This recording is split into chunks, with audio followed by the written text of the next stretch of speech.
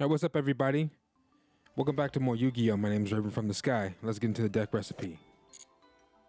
Alright, one Magician of Faith to get the equipped cards back when they get destroyed. I replaced one Dread Sight with her because it was too bricky. Oh, and you guys heard in the video me complaining. I was, contemplating put him all the way down to 1 even. Iron Blacksmith Kotetsu.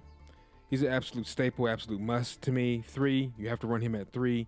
That increases your chances of getting the equipped cards that you need, especially Power of the Guardians. That was my bread and butter. Doesn't have to be yours, but that's the way I was running the deck. 3 Arsenal Summoner again, pretty much a win condition. Helps you get Ethos, Dread Scythe. Ethos and Dread Scythe combo is what you want to have. You don't want to have just Dread Scythe. You can get away with just Ethos as long as nothing is in the graveyard, as you can special summon her fairly quickly and fairly early. If you get locked down the field early in the game, put Power of the Guardians on her, put Seal of Orichalcos out before you summon her, because Seal of Orichalcos destroys all special summon monsters. Alright, Guardian K-East. These are just like fillers. Honestly, if you guys noticed in the video, I found myself mainly beefing up Ethos. And it was kind of, the win condition was kind of centered around Ethos. I feel like these are kind of like fillers. She's good, of course. She can't be targeted for attacks. If you want to sit behind her until you draw enough cards, and then draw Polymerization, you bring out the big boss card, the big boss Chimera down there. Guardians and all. You see what I mean? The original deck recipe had all the Guardians, but except for Elma, there's no point in running her if Butterfly Dagger's banned. Butterfly Dagger's been banned for like the last decade and a half. In real life, last time I checked, I don't really know if they ever brought it back. I don't think so. I could be wrong, but as far as I know, that's been banned ever since the first ban list. I mean, that's 2003? The very first ban, because you used to run 3 of everything almost. It was kind of hectic. And yeah, Butterfly Dagger Elma was one of the first like handfuls of like permanent ban cards. 2 Guardians Gnarls. 1 Gores. Again, Gores is good for like if you got a bricked hand and Gores are sitting there and they hit you directly, which they're going to do. No one's gonna sit there. But and then you plop him down, and Lord help them if they hit you with a beater, because you get to summon the token with the attack of that beater, and then you can equip like United We Stand to the token or Gores, and then hop right over them and sit there and have a potential comeback. But like I said, this is a lot. To me, it's a lot more strategy trying to run this. Raphael used these back on the first original Yu-Gi-Oh! GOAT format. But I can't remember if Ethos and Dread Scythe was out back then. I think they were. Because I remember I had K-East, I had Gnarl, I had what's him that uses the sword? Bao or something like that. I had that one. I had almost all of them. When I think about it, I had the twin swords. I had him. I had all of them except for I had Aerial Summoner. I had, I think, a couple of these. I didn't have Ethos and I didn't have Dread Scythe, but I can't remember if they were out with it. Well, anyway, 3 Ethos. Bread and butter of the deck. I have him at 3. Dread Scythe at 1. His effect, is self-explanatory. You can send 1 equipped spell card. Not only does he gain 500 attack, but he gains 500 attack for each of the banished cards when equipped with his equipped card. And when you send 1 equipment to the graveyard, you banish the card. So that's an easy, like 15. Well, I missed the timing. I don't know how, but you probably explained it to me in that video. But I ended up missing the timing because think about it. If you that's like 3,000 attack plus what on top of like 2,500 you get. But somehow it screws up the timing. You miss it. All right, 2 Dread Scythe. Basically, when Ethos gets destroyed, if he's in your hand, you plop him down, and then you equip his scythe down there. Scythe he has. And then he gains attack for each freaking monster in the graveyards. That's That's insane.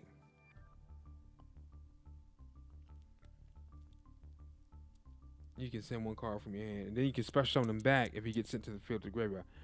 He gains 500 attack for each monster in the graveyards. That's you and your opponents. I think he could get up to 8,000 attack. So I understand why you can't summon him as easy as Ethos. He'd be way too overpowered. He'd probably end up banned with that. And then you equip him with that, he probably end up banned. So to kind of nuke that and balance him out, you have to Ito has to get destroyed. But the fact of the matter is, he's annoying because he just ends up in your hand. At least on this game, in my experience, and you can go back and watch the videos. He just ends up in your hand and bricks your freaking hand. It gets on my nerves. Him with no Itos or Itos without Dread Scythe. One Regeki, one Swords, help stall to, because sometimes with a deck of this nature, you'll end up drawing a lot of magic and traps. Well, preferably as you see magics, because it's equip card based. So, and you need some. If you're running the other Guardians, you're gonna need the equip cards to get them out. Even though I'm not running the other Guardians like that, it's still my hand still can brick sometimes. So it benefits to have at least one, maybe even two Swords of Revealing Light. One Harpy's Feather Duster, self-explanatory, is staple. Sweeps your opponent's field, nukes your back row, so they can't protect their monsters or themselves from when you lay on the onslaught of the Guardians. Because this is a brute strength deck. Once you can pile everything on Ethos and shut the game down. I'm telling, shut the game down, the field down, everything down. 2 Parmalizations to summon out the big boss card. 1 Monster Reborn. We got 1 United We Stand. 2 Gnarls or Growls. 2 Rite of Silence. 2 Celestial Swords for Ethos, so he can get that big bonus once you remove the cards from the graveyard.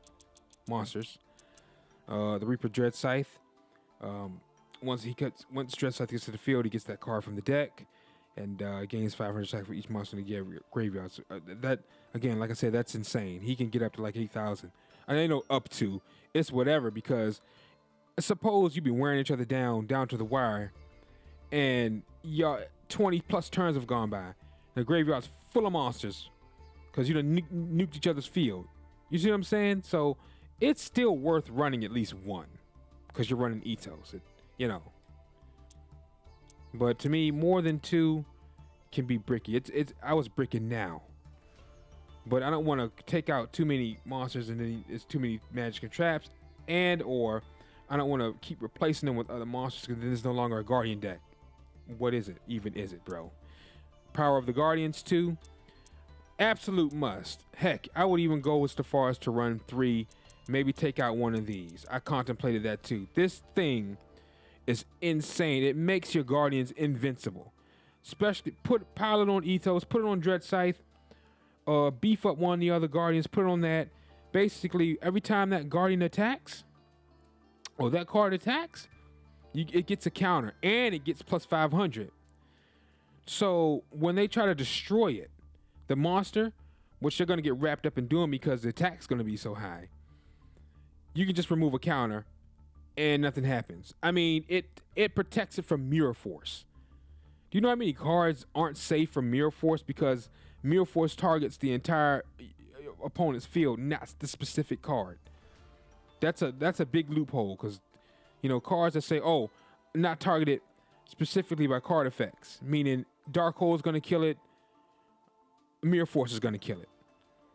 But this is so good. This is probably my favorite equipped card out of the entire deck. Seal of Orichalcos, of course, self-explanatory. They all get a 500 boost, but you want to plop this before you special summon. Don't get special summon heavy wrapped up and then forget and plop down Seal of Orichalcos. You're going to nuke your own field. All right, guarded treasure. I ran this because sometimes, like I said, for the brick, you can just dump those cards and then you'll be drawing 2. So it kind of like balances itself out. You increase your draw power. But I only run. It's not really, because most of the time, if you're going to have a hand, it's not going to be bricky. I know I was kind of down on my luck most of the time, but to be honest, it's not gonna. You're gonna have Ethos, especially first turn. You plop it. It's not gonna be bricky. So this is more of like a backup plan for when you got a bunch of equip cards in your hand, Zero Orichalcos and like Magician of Faith in your hand. You know what I mean? Something like that. My body is a shield to protect the monsters. 2 magic cylinders, old school staple, self-explanatory. Redirects the attack back to them, and then they lose the damage. But what makes it special with this is I never even heard of this card, Magical Cylinders. It basically it doubles the damage. To sum it up, it doubles the damage of Magic Cylinders. So if they attacked you with that, it would be 5,000.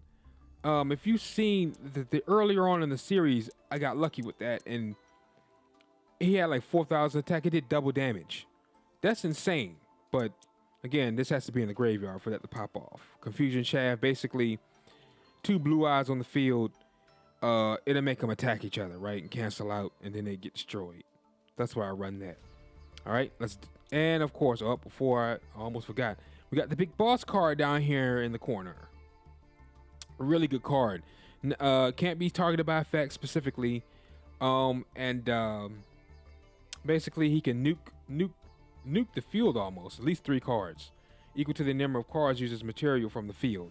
So if you have 3 cards on the field, then you're gonna destroy 3 cards on your opponent's side of the field. That's pretty sick, though. Intro on that deck recipe was a bit long-winded, wasn't it? Usually it don't take that long. Just name the cards, but I want to kind of break it down a little bit. This is what I'm talking about. Look at this. I can plop him down first. I'm not going first. We're facing Virtual World again. But I can pop him down, cook him with these 2, beef him up, and start kind of like hammering on him.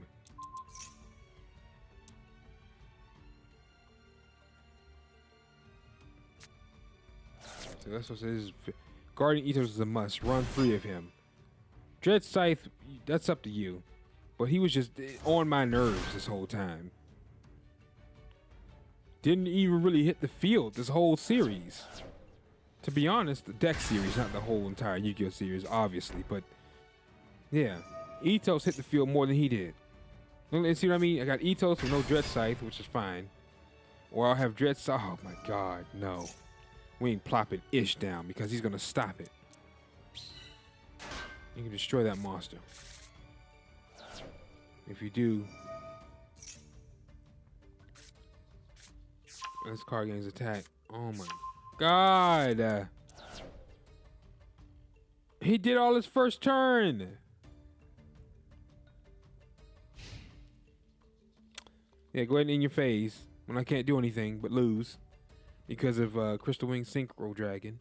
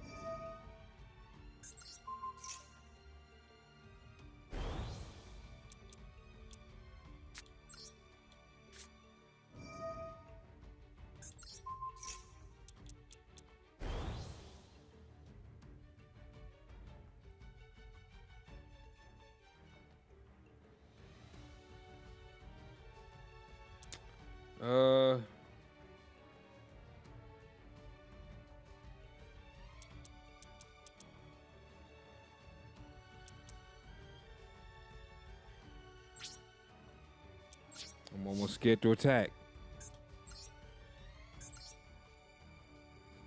I had a feeling.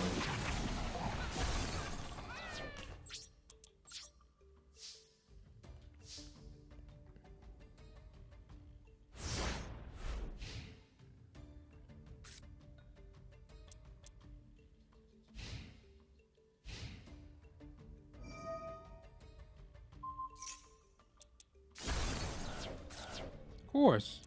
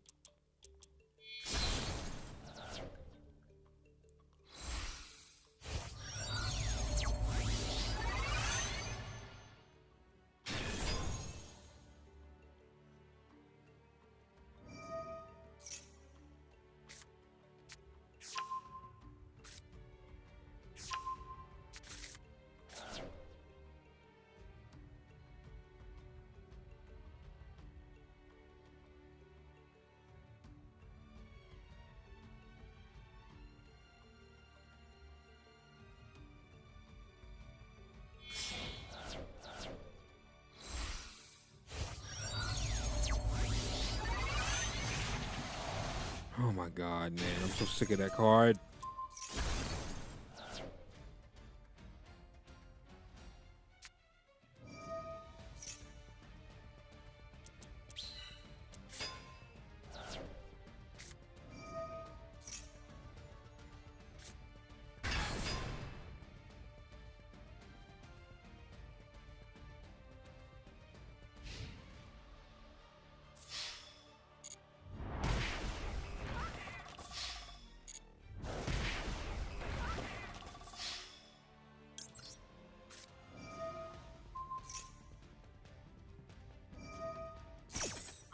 Of course.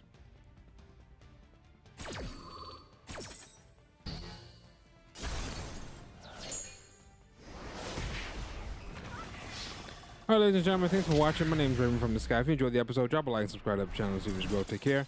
Catch you guys in the next one. Peace.